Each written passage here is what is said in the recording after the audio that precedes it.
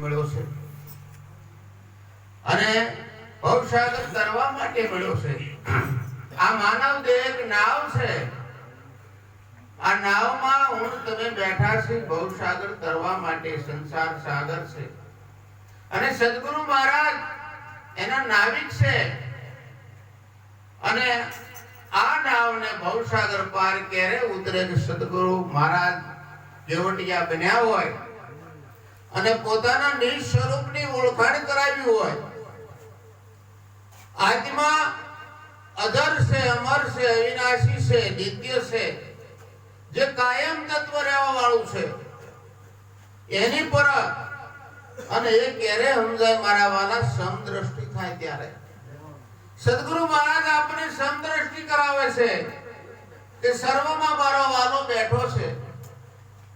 એક રજબાર પણ જગ્યા મારા વિના નથી. ભગવાન કૃષ્ણ પણ ગીતાજીમાં એવું કહેતા હોય અને એ વાત આપણને સમજાય એટલે આપણું જીવન ધન્ય બની જાય, માનવ જીવન સાર્થક બની જાય મારા વાલા. માનવ જન્મ એ છેલ્લો ફેરો છે.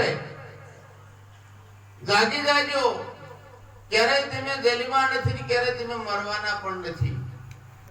અને સંતો એ ઘરની વાત કરે છે કારણ કે દેહ તો નાશવંત છે, આત્મા અજર અમર ને અવિનાશી છે અને એ અવિનાશી પદ, એ અવિનાશી આત્માની ઓળખાણ આવા તત્વદર્શી સદગુરુ મળે તો થાય છે. અને ગુરુ મહારાજને આપણે તન મન ધન અને શીશ સમર્પણ કરો અને શેષ વધાઈ તમારું સ્વરૂપ છે મારા વાલા. ગુરુ મહારાજ એની ઘડીઓ નક્કી કરાવે છે. ગોરધનદાસ મહારાજ ઘણી વાર કહે છે વાયદાનો વદાડ નથી, પ્રગટ છે. પરમાત્મા ક્યાંય સાનો છૂપો નથી, સર્વવ્યાપક છે. તમે દેખો દિલની માય, પરખો પણની માય, સર્જનહારો ક્યાં છુપાણો છે આ સૃષ્ટિની માય. નજરે જોતા નો નિરખાય, સદા રહ્યો છે સબ ઘટમાય. નજરે જોતા નો નિરખાય, સદા રહ્યો છે સબ ઘટમાય. આ ઘાટમાં તમને નહીં પડાય. પરમાત્મા છે અઘાટની માય. પરમાત્મા અઘાટ છે એનો અનુભવ કરવાનો છે મારા વાલા. અને એ અનુભવ આવા મહાપુરુષો આપણને કરાવે છે અને 84 ના ફેરામાંથી આપણને છોડાવે છે. એટલે રામદેવ પીરે પણ એમ કીધું છે કે સતિયા થઈને સતના ખેલો સતની છે સદાય સવાય. બાળીનાથ શરણે બોલ્યા પીર રામદેવ સતની આગળ નથી બીજું કાંઈ. સત શું છે? સત ચિત્ત આનંદ સ્વરૂપ તમારો આત્મા છે.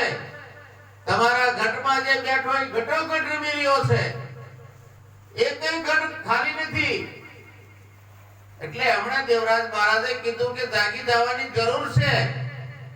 ભલે ને 60-70 વર્ષ થઈ ગયા પણ જાગ્યા નથી. હવા 100 ફૂટનો કૂવો હોય ને 100 ફૂટનું શીશણિયું હોય અને ડોલથી શીશતા હોય ને શીશણિયું મેકાઈ જાય અને એમાં 10 ફૂટ રહી જાય, જો શેડો હાથમાં આવી જાય તો ડોલ હોતું બહાર આવી જાય.